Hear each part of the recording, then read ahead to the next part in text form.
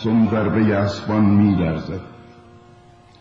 4 نعل می‌گذرند اسبان وحشی گسیخته افسار، وحشت زده به پیش می‌گریزند. در یالهاشان گره می‌خورد آرزوهایم، دوشا دوششان می‌گریزد خواستهایم. هوا سرشار از بوی اسب است و غم و اندکی خطه. در افق نقطه‌های سیاه کوچکی می‌رقصد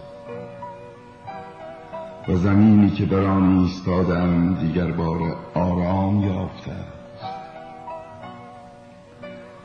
پنداری رؤیایی بود آن همه، رؤیای آزادی یا احساس حبس و بند.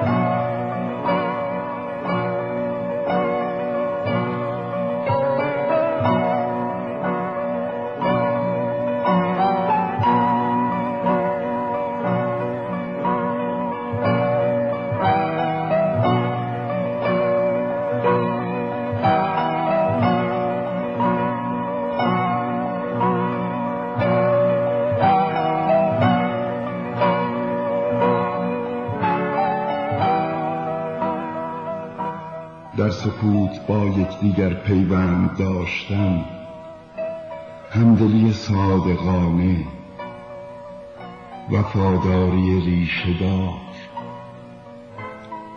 اعتماد کن.